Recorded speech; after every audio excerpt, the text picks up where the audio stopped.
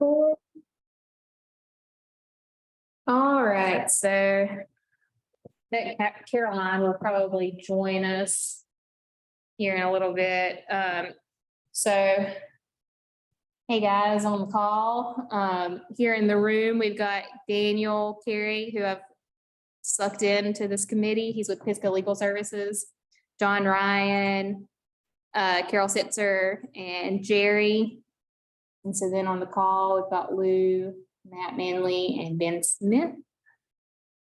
So no voting member, or no, Ben's a voting member. Okay. All right, so the minutes. Oh, that doesn't really show very much on those minutes, does it?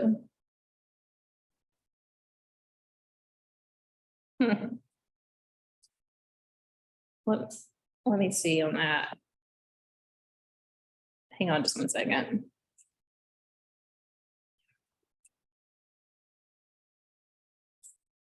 Wonder if it didn't export it right.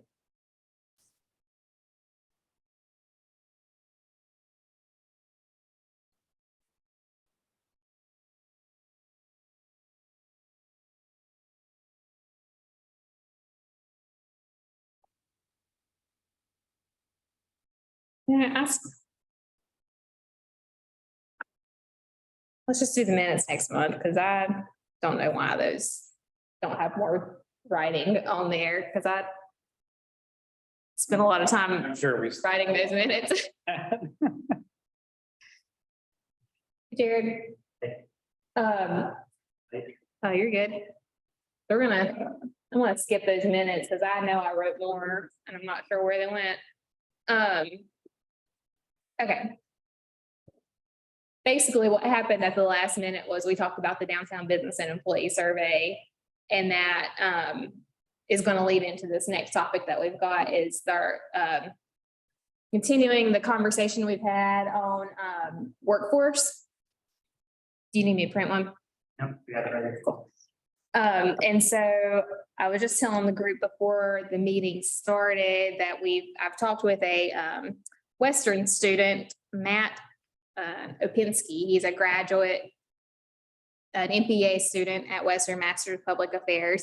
And in order to graduate, you have to do a capstone project. And that's essentially a project for a local government or nonprofit to do something that's kind of a project where we wanted to get done, but don't necessarily have the time to do it. And so I talked to him about several projects, and what he was interested in was this workforce support or benefits or attraction for our downtown workforce. And so he's interested in taking that project on. What he's going to pull it up. What he's going to provide at the conclusion of this semester, like as a deliverable, would be providing a policy brief and portfolio of information regarding options, some deliverables that would provide a history of the issue, some scholarly research on it, and also him talking to some of the businesses and employees downtown to see what type of things they could personally benefit from, tying that all up together to have some information on execution for something like that, as in financial feasibility, time, and resources. I think we've talked about a lot of this many times. So I think I provided him this information that I have here of what type of things we've talked about as far as benefits for downtown employees, as far as training that might be helpful for them, and then going all into like financial support from Pisgah Legal Services, et cetera.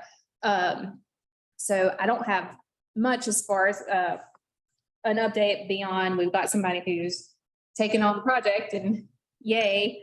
So that will help us kind of move that forward on that. Like I said, we've talked this quite a bit, so I don't know that there's much more. But I think maybe when we have our next meeting, I can bring Matt onto it so we can do some back and forth with him on that. Are there any thoughts or questions on that? When is he gonna send that survey out?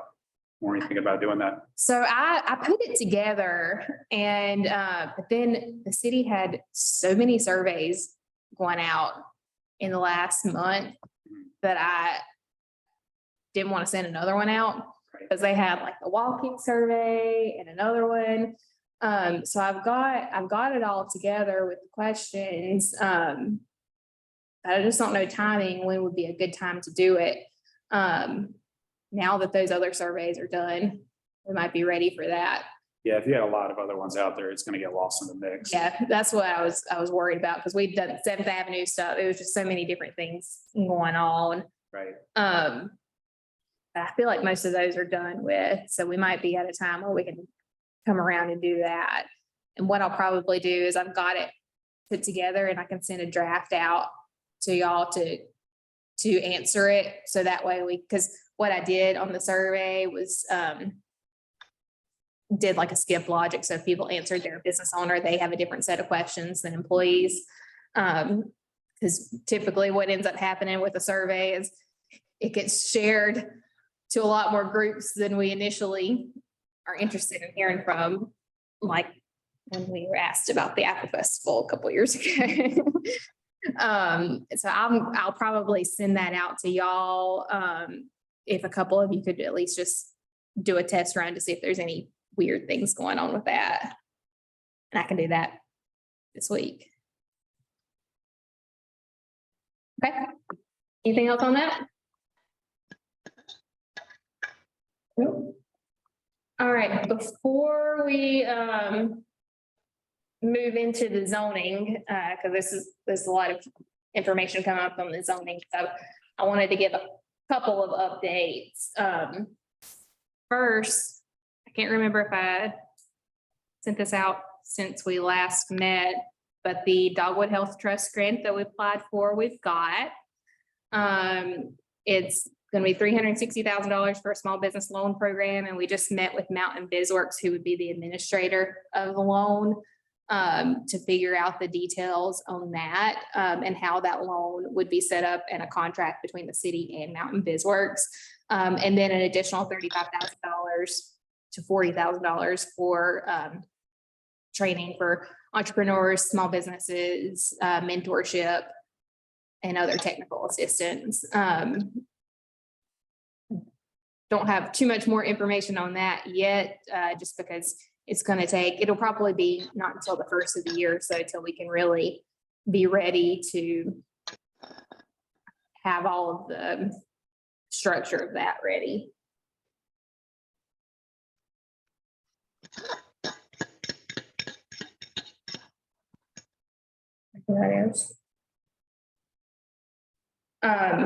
So anyway, we've received that loan,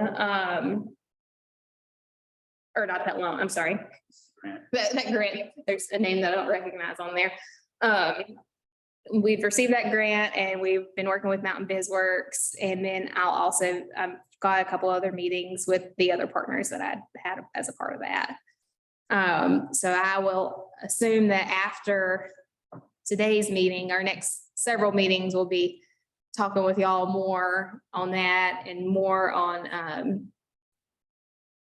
some conversations with us and Mountain BizWorks to figure out how we want to structure it. They've got a lot of different options for how we set up this loan program, and then how we can also potentially grow the funding if we wanted to. So it, all in all, very exciting.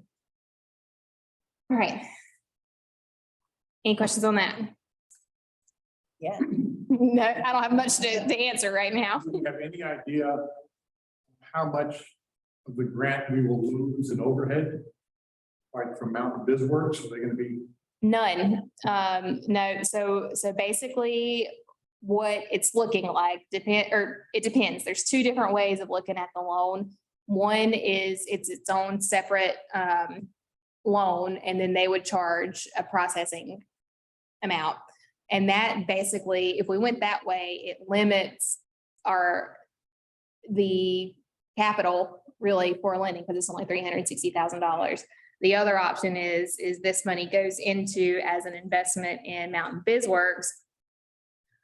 And then that loan can also be leveraged by their other loan programs. And because they have a lot of different ones from a lot of different funding sources and their own capital that they've got. And so then it would be set as like a 5-7 year sunset type of situation, where then the city gets the return on that loan investment. So whatever the percentage is, I'm not exactly sure how it's structured. And so then we can decide, does that go back into the loan if we feel like there's more loans that are needed to be given out? Or if we pull it after, like, the money that's lent out is revolved, back into the program, we can more or less decide what we want to do with it at that point, as long as it stays within the spirit of like supporting entrepreneurs. So it doesn't seem to be a lot of downside. I'm sure our city attorney will figure out if there are.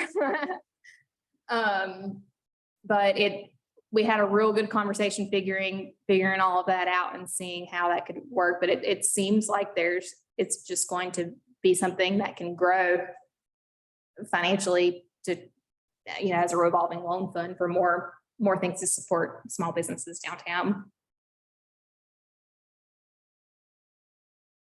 Good question. But we did put away $5,000 of the grant for legal assistance outside of our city attorney. If she's like, we've been working with this Parker Poe, which is a city, like an attorney's office that focuses on city related contracts and things like that. So they might help with finalizing that contract if Angie doesn't have the time to do it. All right. Anything else on that? More to come next month. Sure. All right. So I'm going to turn it over to Lou and to Matt. Can you share or make me a co-host? Oh, yeah. Share my screen. So Lou and Matt have two zoning text amendments that they want to present to us.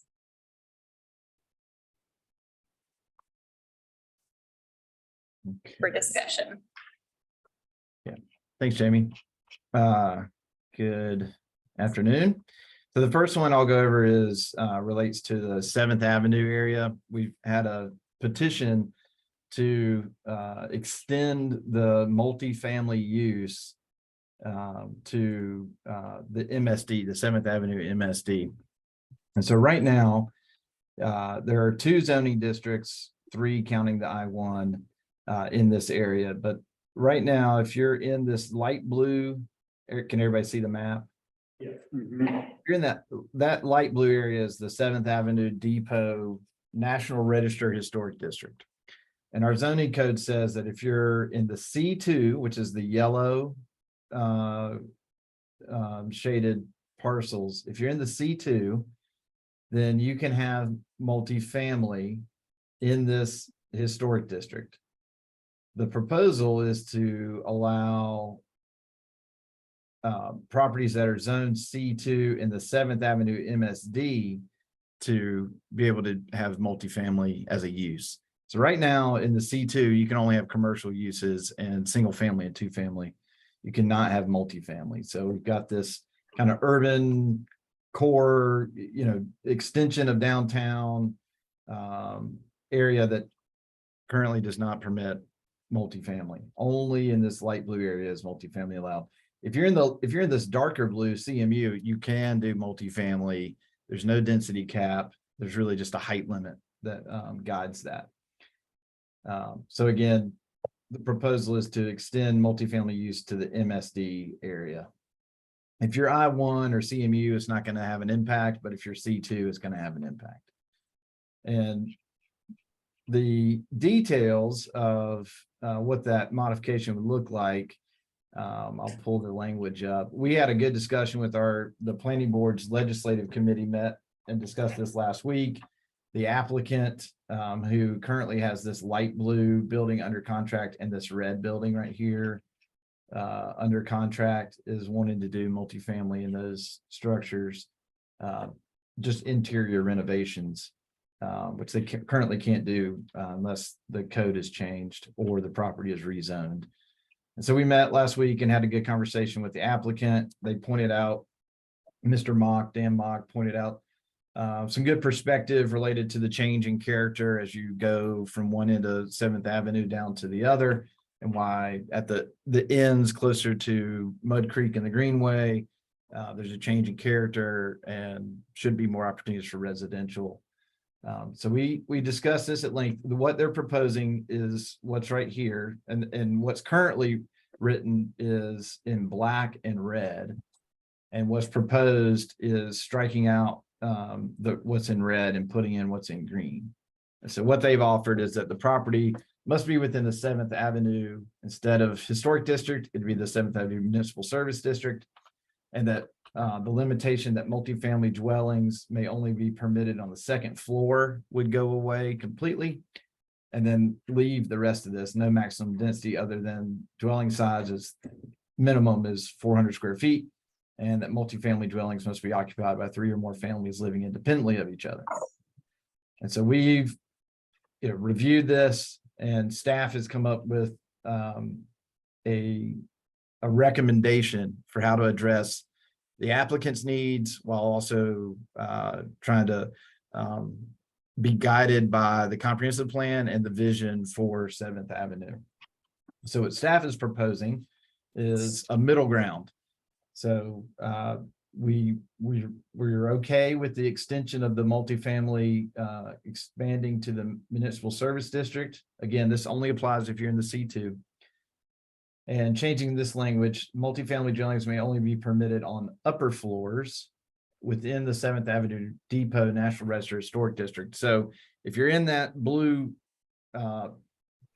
boundary, then you would have to retain some non-residential commercial type of use on the ground floor, but then any upper floors could be residential. And changing that language from 2nd floor, because if you have a 3-story building, it previously just read that you could only have it on the 2nd floor. So that is part of the recommendation. This is where it gets a little more nuanced. Any building fronting 7th Avenue within the 7th Avenue MSD, but outside of the 7th Avenue Historic District, shall primarily reserve ground floor space along 7th Avenue street frontage for non-residential uses. So really aiming to try and preserve some of that commercial space as redevelopment occurs and we see the expansion of the district. We want to maintain that pedestrian experience, that ground level experience where you have the interaction that's occurring with commercial types of uses versus the kind of stale impact that can occur if you just have ground floor uses that are dedicated to residential.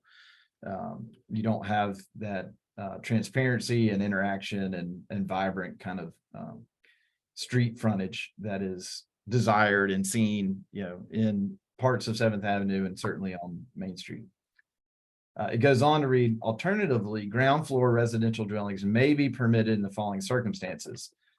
So access points to the ground or upper floor residential spaces may be located at any point on the front, side, or rear of a building, which may include an access point adjacent to any ground floor non-residential space along the primary street frontage. And frontage, ground floor residential dwellings may front upon an alley and or private or non-street public spaces under the following circumstances, as long as they have a permanent access easement to the public right of way.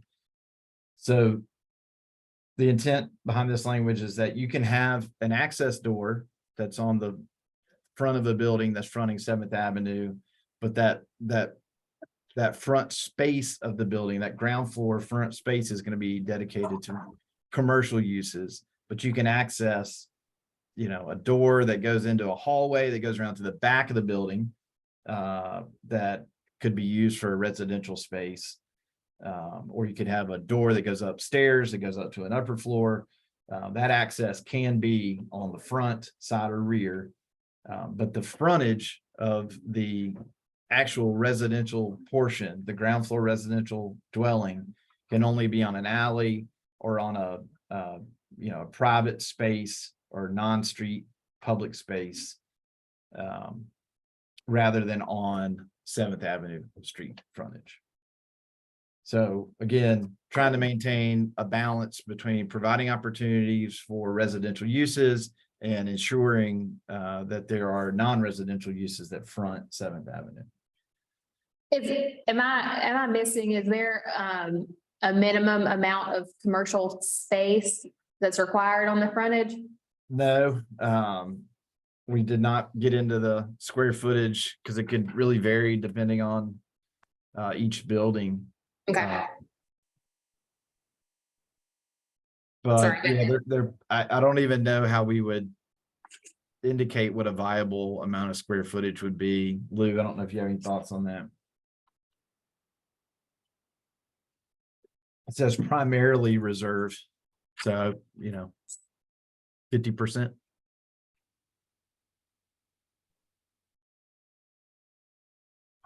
So, yeah, we had gone back and forth with that.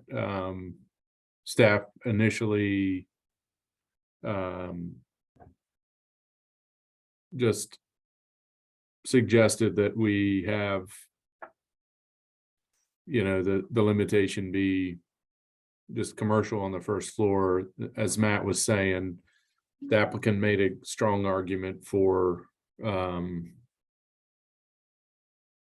the difference in character along the street as you move down or east on 7th. And that, first floor retail or commercial as you get further east on 7th is not going to be as viable yet. So forcing that may be, problematic. Specifically, he doesn't think that he can renovate these buildings and put retail on the first floor. And so, the measure, the half measure was some sort of mixed, commercial retail that got discussed in the planning board text amendment committee, basically, and they recommended kind of what Matt set forward. We didn't have specific language, more of just a recommendation from them to explore that. And Matt's been working to pull language from previous experience to kind of plug in there. So that can be, a discussion point as needed. I'm not sure if I'm addressing that question or not, but Minimum square footage for commercial. yeah, I'd be afraid of a minimum square footage for commercial, just because, other than looking at what our goal would be, that the frontage on 7th would be commercial or office, and then what is determined by the building owner to be viable in that situation. Maybe a percentage of the building's first floor, but it could also just be that we say that there's required commercial frontage. yeah. Yeah, could you, there's a distinction between square footage and just linear frontage of the building, right? So I think what I hear, you're trying to preserve 100% of the linear frontage of the building for commercial. With the exception of an access door. Right. Yeah. Right, That's correct. yep, Okay, which is good. Yeah. Oh, good. Well, and after that, yeah, some majority, I think you said 50% or more, Matt, which. Yeah, I'm leaning on the language that says shall primarily reserve ground floor. So primarily, you think of, a primary or an accessory use. Primary or is going to be 50% or more. It would be the only way I would read that. And So that essentially it's saying the first ground floor residential will be accessory to the commercial. So maybe that language needs to be beefed up a little bit to give a little more direction. But we don't have a hard number in there. And, sometimes that flexibility can be good. Opens it up to a lot of different circumstances without being too rigid. Could also be, taken advantage of, I guess, in some cases, but that's really up to the planners to use good judgment in processing any, zoning requests that come in related to this type of standard. And if this question is more appropriate at a later time, just say so, but what kind of, if any, architectural reviews are there on these either additional entrances that are more residentially oriented, or if in the two buildings that you pointed out, that sort of light blue one and the red one, that they want to convert to residential, which is good. Those are both, pretty straightforward kind of commercial / industrial looking buildings. They're not gonna try to make those look too residential at the entrance, I would hope and trust. And so, like I said, if it's just down the road and you're not addressing that now, that's fine. I was just sort of curious about how those things are treated. Just if it's. Yeah, we don't, ground, so want we to don't, close- Sorry. so we don't currently have design standards in C2. There are design standards in some of our zoning districts, but C2 is not one of them. So there wouldn't, and there is no design overlay district for 7th. Although the Downtown Advisory Committees also discussed that via a local district. I'm not sure that a local district would extend the full extent of the MSD, although theoretically a local district can. I think what you all have talked about as far as a local district has been limited to the National Register District location, which is the blue line that Matt showed in his earlier presentation. So you wouldn't get design standards from that either. Our mixed use districts, so central mixed use, highway mixed use, et cetera, have design standards associated with them, but our traditional commercial C1, C2, C3 do not. Thank you. Yeah, and to answer your broader question, that is a bigger can of worms that we're not currently opening. I understand. And you don't want to, is it easier to make the zoning restrictive and grant exceptions to make it less restrictive and then try and add restrictions? It is easier to allow than it is to not permit and grant exceptions. We cannot grant exceptions. We don't have the authority to do that as planners unless it's specifically spelled out that we can do so in an ordinance. Some type of alternative compliance. Yeah, exactly. An alternative compliance or an ability to grant minor modifications is typically how it's kind of spelled out. But we don't get to make up the rules, thank goodness. And so the easier approach from my perspective is to allow and with limitations on the things that you're specifically concerned about. Because then if you, that's why I was saying with the square footage, that could get, who knows, but if there's a 1,000 square foot number out there, we can't permit a 999 square foot commercial space. If it's majority of a building and we use 50% to interpret that, it's still a number, but it tends to flex more with the size of the building than just to be a baseline number. Yeah, and I would say with the buildings on Seventh Avenue, it's gonna be really difficult to put even a percentage or a number on that and still be able to have the flexibility for housing. So I guess my question would be, looking at the map of Seventh Avenue, and this is one of those bigger questions that creates more work, but there's a lot of different districts in Seventh Avenue. Is that something that's probably not the right time to talk about that now, but. like, So, I mean, I'll be the first one to say, I would like to do a larger scale rezoning, and we brought that up with our committee also. But that's not what the applicant has asked, right? So this is an applicant-driven text amendment. So in theory, one option could be that the planning board recommends that the text amendment be denied and that staff go back and look at a larger rezoning. That is always an option. That would create I think, timeline challenge for the current applicant. But we have talked about that.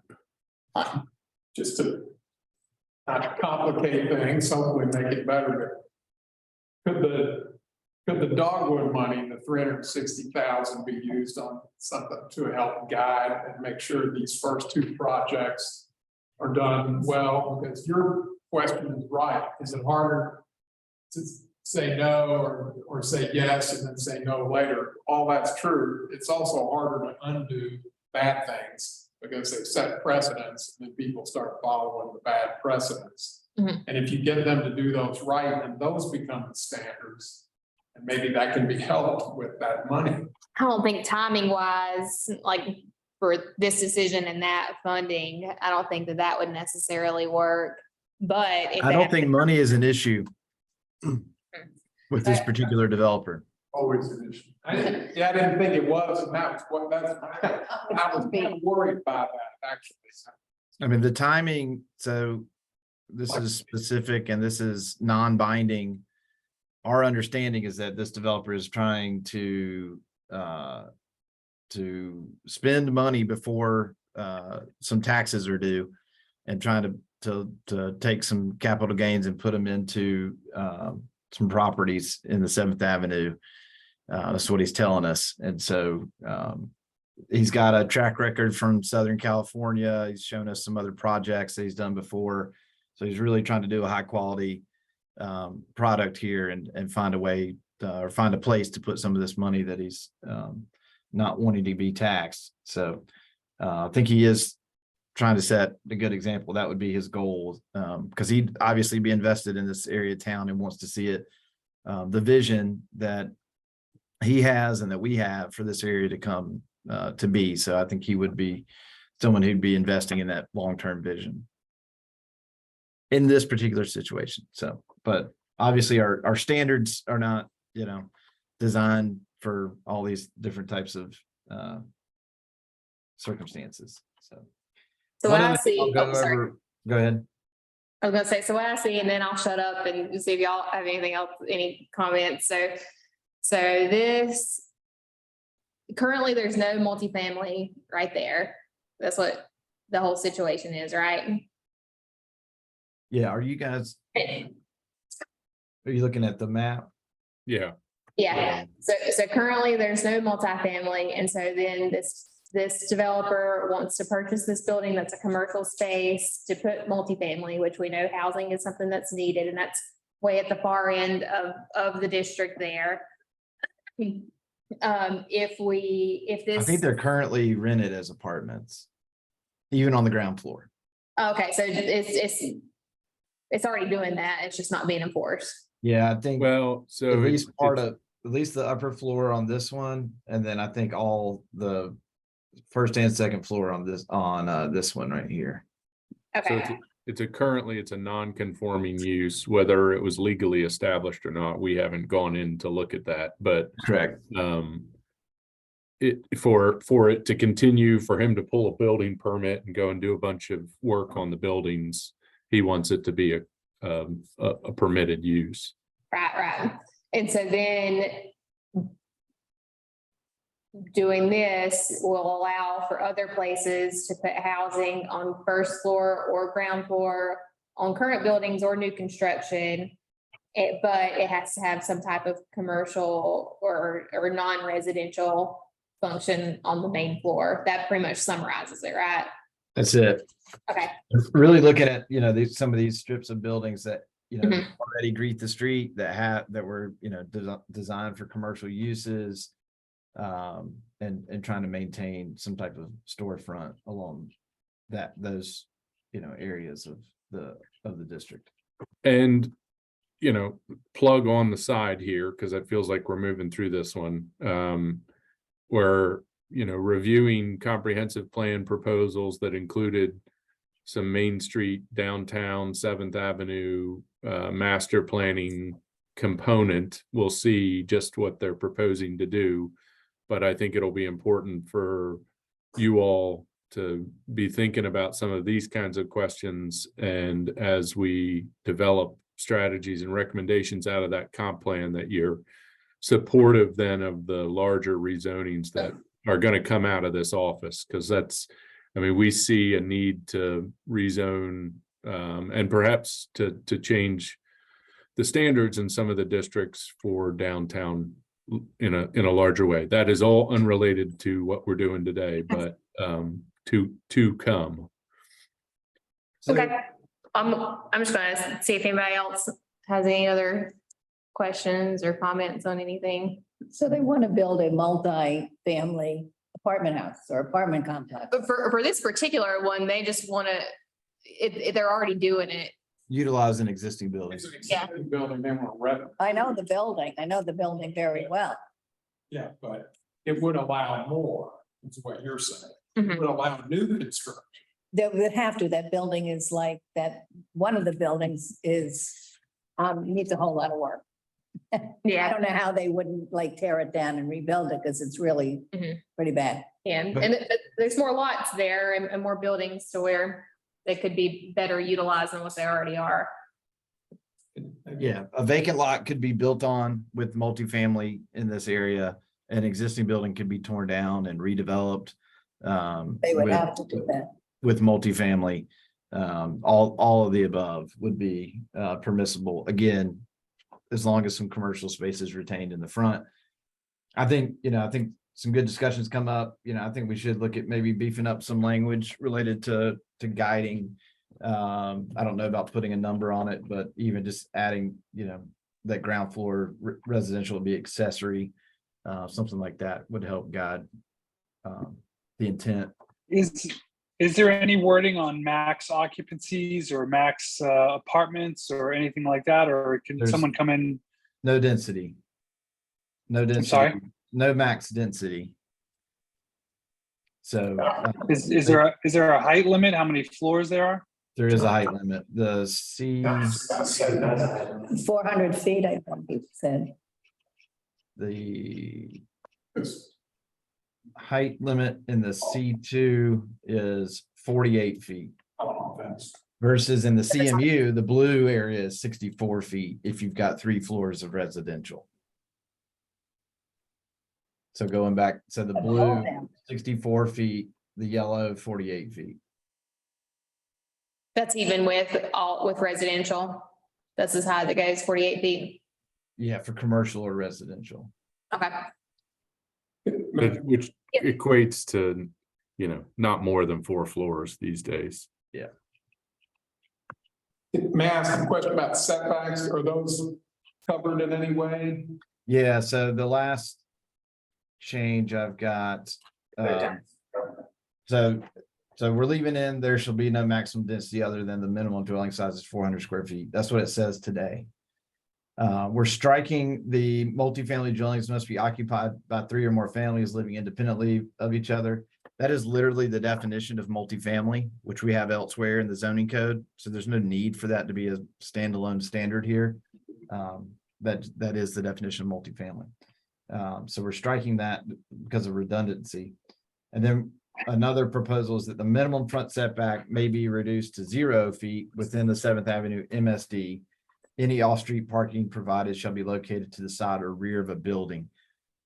The Seventh Avenue MSD has no parking minimums, whereas, and this is a good segue to our next topic.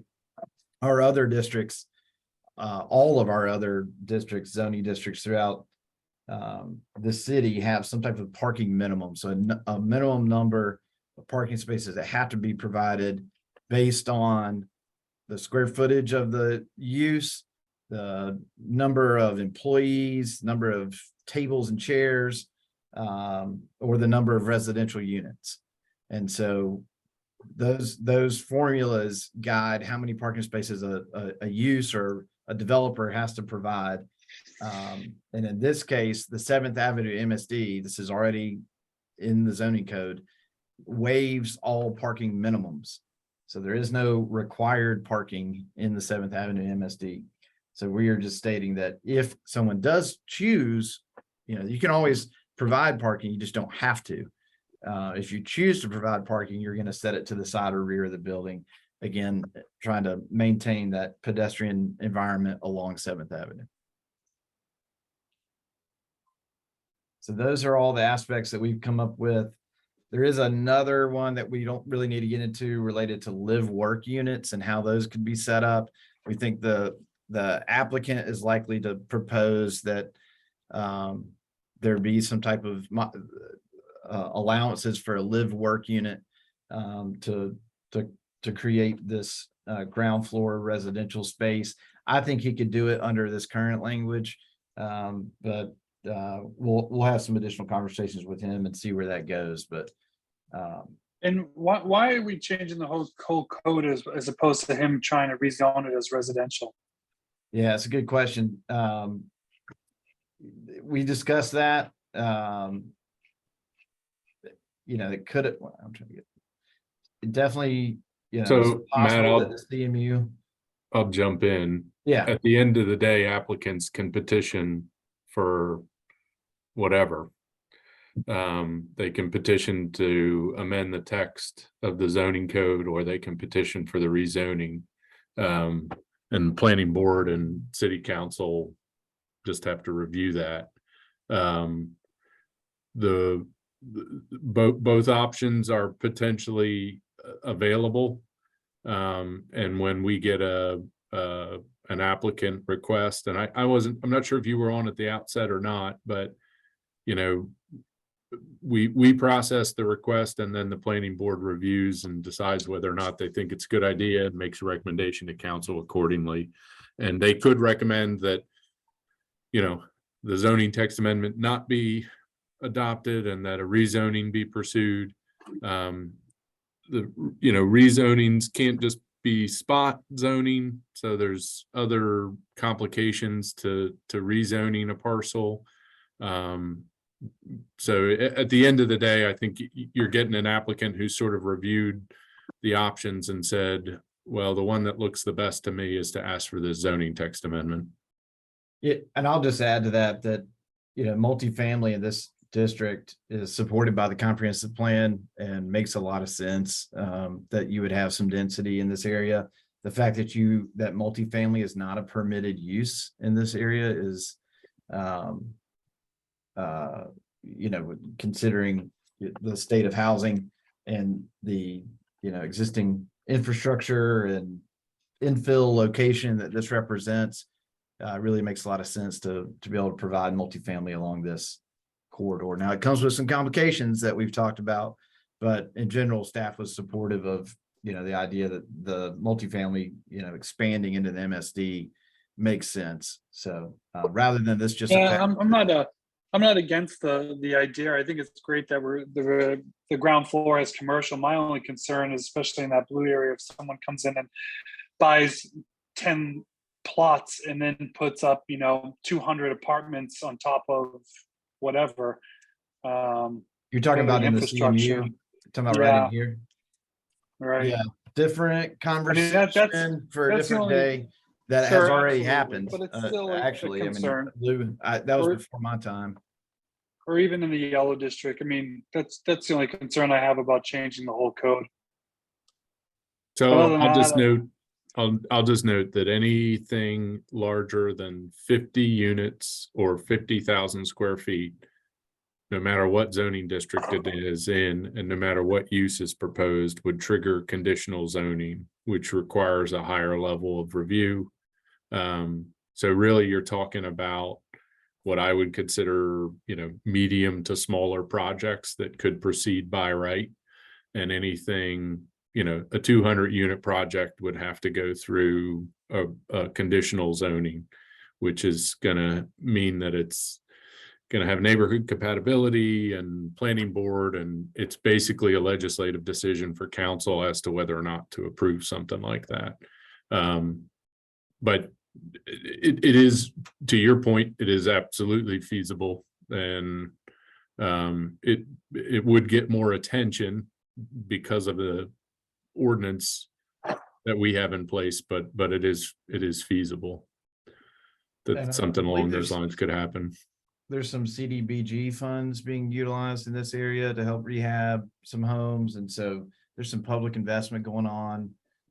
So I think that would probably be a factor, should somebody try and consolidate lots and bulldoze and try to build something large as well. The fact that we've got some funding going into this neighborhood, so. Well, since we're coming on to about 10 till, and we've got another one to go over, is there, are y'all good with just the feedback that we've given, or you need some kind of vote? I don't know that we're ready for any kind of vote or anything. We don't need a vote unless you all want to give us a vote. What we will Okay. do is tell the, planning board when we bring this to them that these are the groups that have reviewed it and discussed it, and provided feedback and molded what they're seeing. Okay, Jerry, were you about to ask? So I was just gonna say before we move on, so just correct me if I'm wrong, we're basically just looking at changing within that blue outlined area, just adding this into that, correct? Or is it Into the all red doing that? The C2 The is yellow in the parcels red. in the red. So we're talking the red, not the blue outlined, okay, Yeah, so currently. Only the it's- yellow C2 parcels within the red. okay, all right. Currently, multifamily is already allowed within the Right. blue, and so it's basically changing it to be allowed in the red, yeah. Okay, all right. Yeah, I don't see any issues. Written. Good. So my takeaway is that there's general support, and that, I may want to look at clarifying some of the language. But other than that, not hearing, real strong opposition to the proposal. Yeah, I heard some discussion about rezoning, those types of things. Those are all gonna be part of this conversation as well. I think so. All right, Thanks, John. Okay.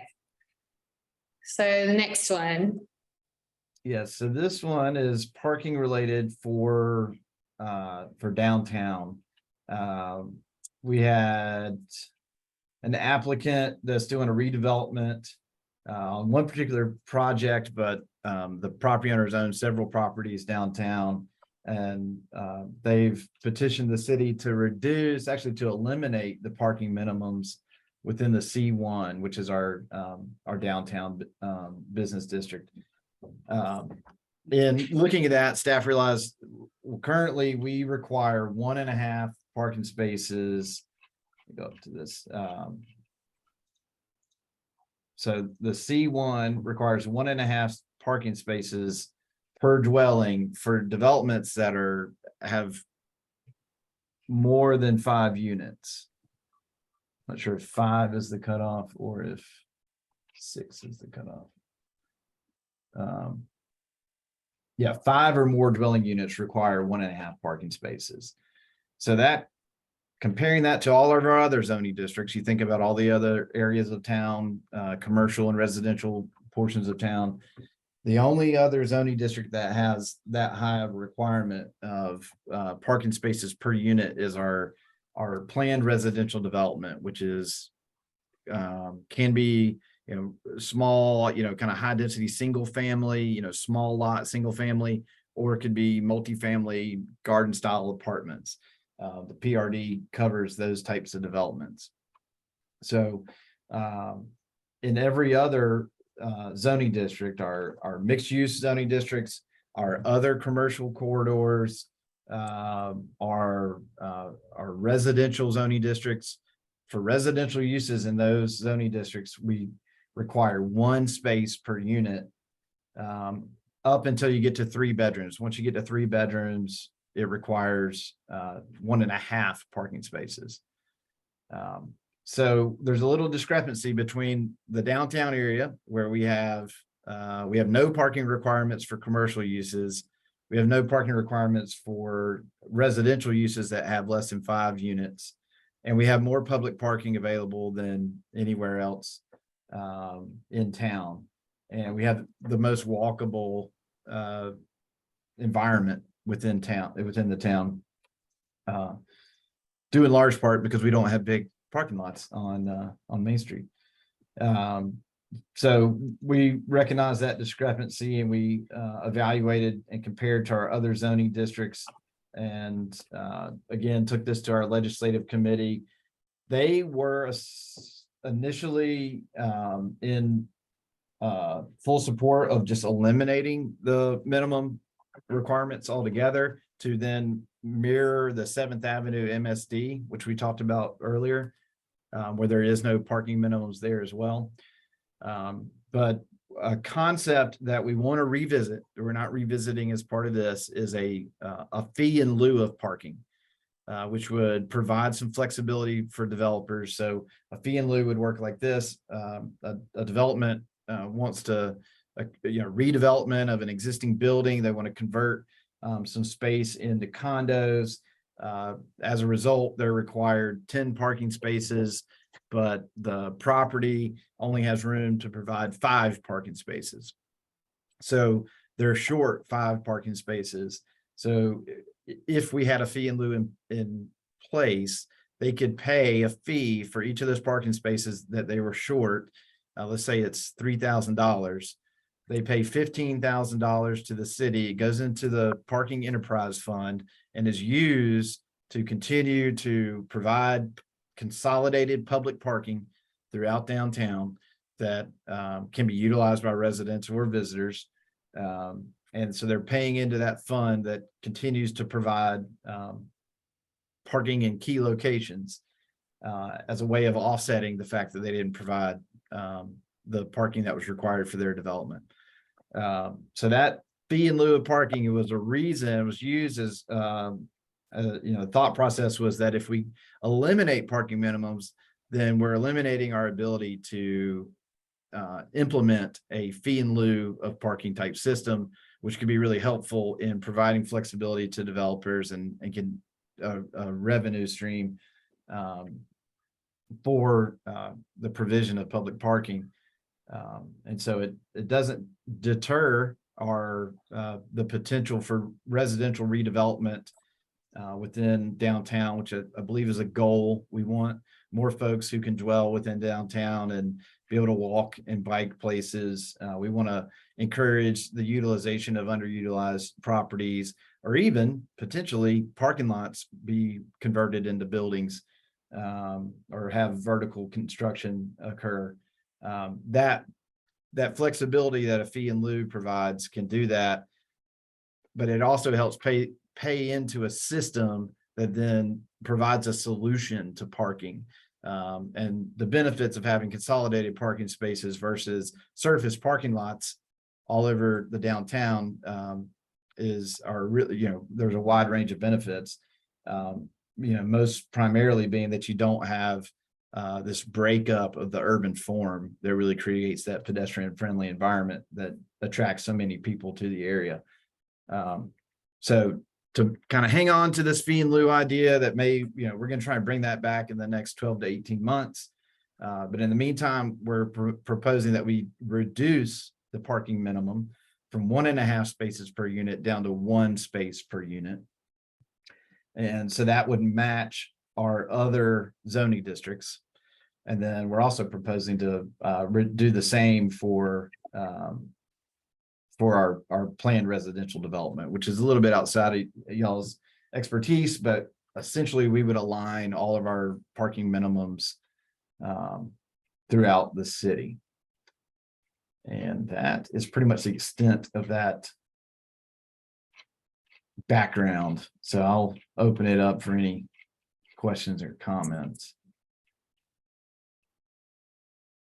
There's a good healthy discussion on parking in downtown on the interwebs, if anybody's seen it. So I try to ignore it sometimes.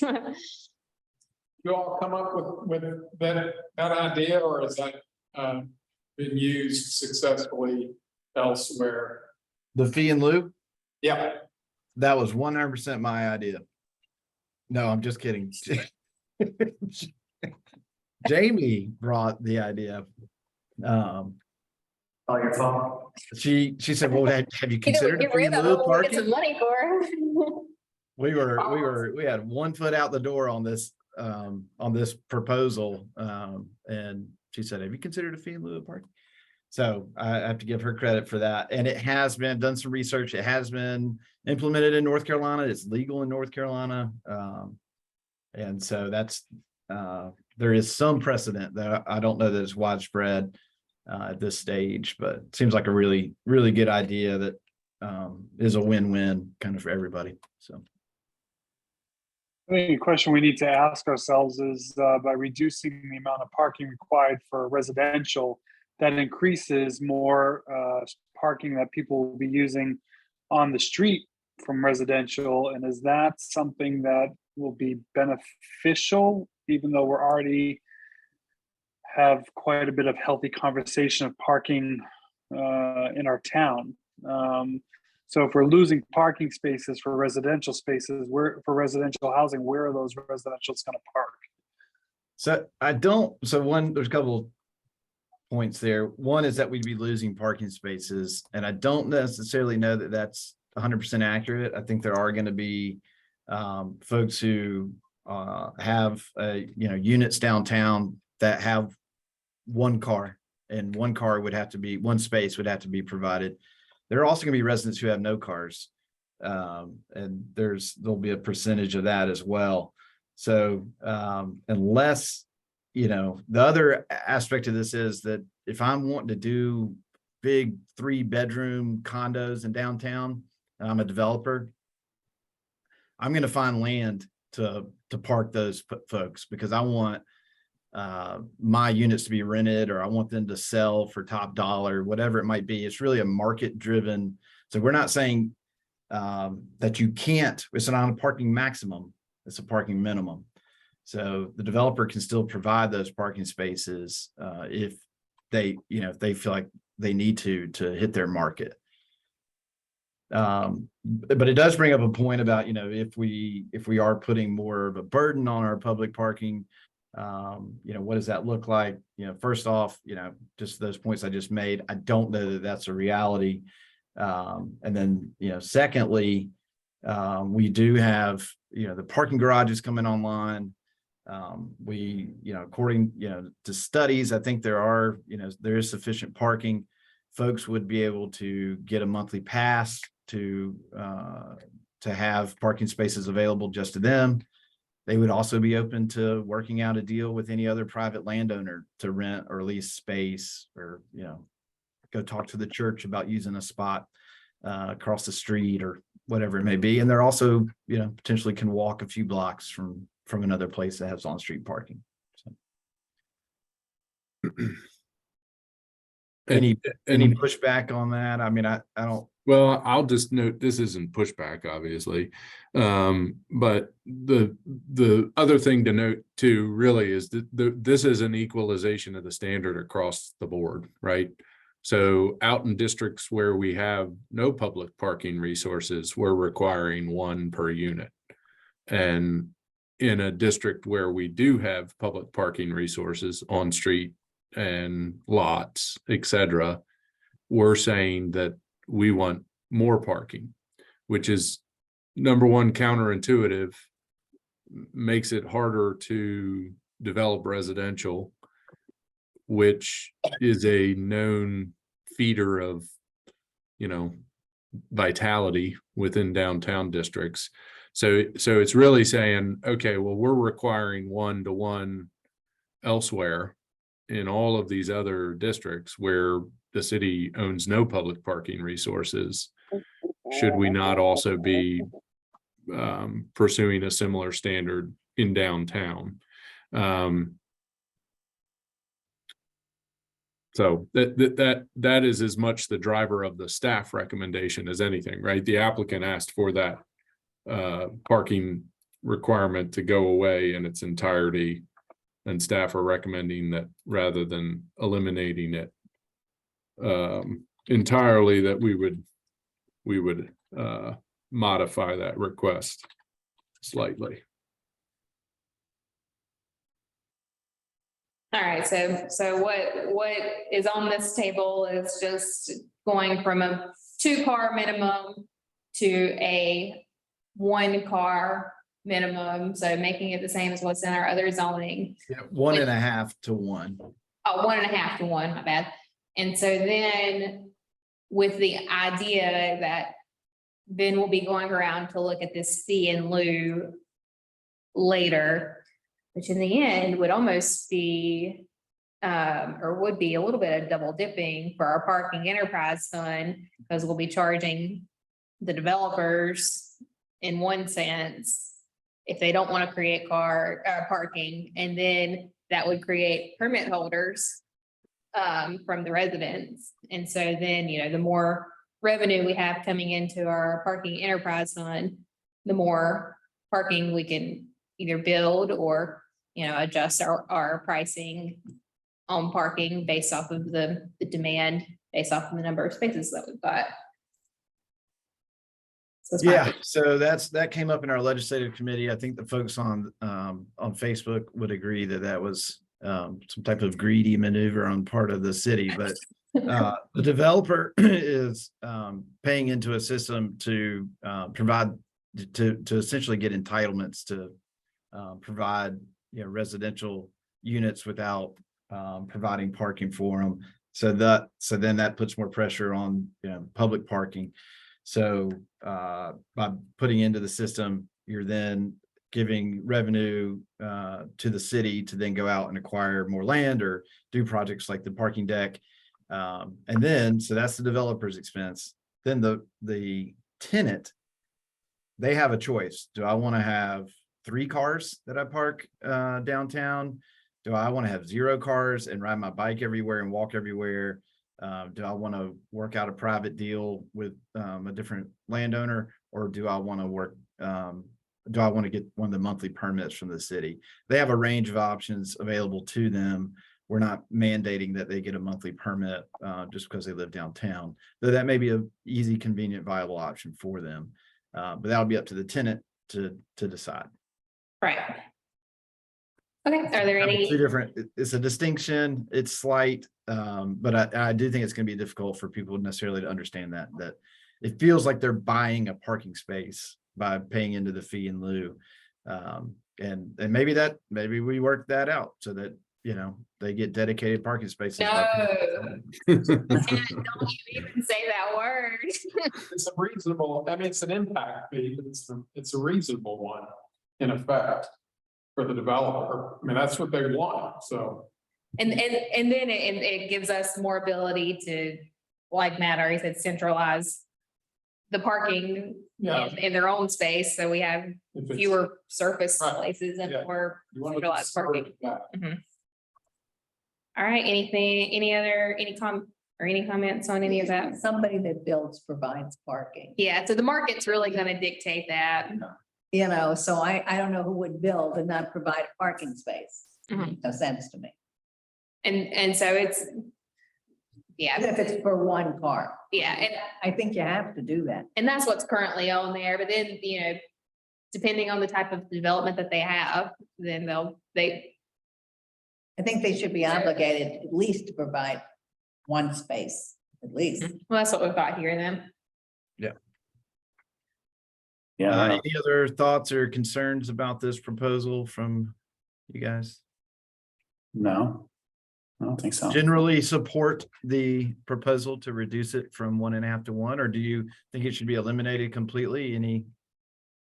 Because that's what the applicants asked for, so I need to ask that question. I think one. Yeah, I think one is fine. I think Yeah. that goes without saying. Okay, great. Excellent feedback. Parking. We're never gonna escape it. All right. Hot topic. All right, that's the end of our agenda for today. Speaking of parking, be prepared in the next couple of months to, if you have a permit downtown, to get some information about the new pricing of permits for downtown. And then the availability of additional permits that we'll have as a result of. Are we gonna have Lodge. either a meeting coming up or a separate meeting altogether to discuss the parking thing? Because we were talking about that whole like downtown ambassadors knowing these things. Because I'm getting constant questions. I'm like, do not ask me anything yet. I don't know anything yet. I've been holding off because I don't have all of the answers on that either. But in October, towards the end of October, we will have a parking Q&A Okay, meeting. it's like a separate outside of like, it's one of our meetings. Yeah, and it won't be an input on parking meeting. It will be Just an information. an informational. Output. Yeah. Now, We've received our input and now we will give you what the result of that input is. Because we got a garage and we've got our contracts. There's no turning back on that. not too far. And so that will be in October. Okay, And we are working on some promotional codes with Park Mobile to encourage people to download the app. And then I'm working on some like one-page documents of this is what the changes will be. It's looking like February, March is when the garage is going to open. So January was a little premature when I said that. And so February, March, when the garage opens, at which time the meters will be in place. I'm going to be asking all y'all and our board to, on those first couple of weeks of meters, to maybe sign up for a little bit of volunteer time to be a friendly face to help people learn how to use kiosks in Park Mobile. So prepared for that. And so hopefully I'll have that one-page sheet. We will meet again before that public meeting or public output meeting, public information meeting. And so we'll have some information for that. I'm trying to get that scheduled now for probably the last week of October. All right, anything else? Yeah, we talked a few meetings ago about the tables and chairs, the outdoor tables and chairs. And we talked about the dugout. Mhm. That place is disgusting looking, truthfully. With those tables are awful. That whole, I mean, are they allowed or do they have to comply? all your city council people. Well, we've discussed this. And that's something, City council. So you should call them. yeah, and so that, That they have to comply. We, so our community character committee, which is the subcommittee that meets in the morning, they're the ones who talk about, visible, like visual things. And nobody has those What- tables. what the, I'm disagreeing with you. yeah, You know. what the plan is in that subcommittee is next month, I'm going to have a list of what is in compliant and what is in not compliant. And if there's any patterns of things that we feel are worth exploring of, things after a couple of years of this being into place that, okay, maybe if this isn't working for everyone, maybe there's some common themes there. And so then we can review that. And then after that, give people a period of time to get into compliance after we. There's any- Every year and nothing happens. Actually, I saw them out pressure washing today and they were doing a really good job cleaning it. So Cleaning the tables, they were they need to. individually pressure washing everything. They were cleaning everything. So give them a little credit there. All right. Well, that's our meeting. Thanks, guys.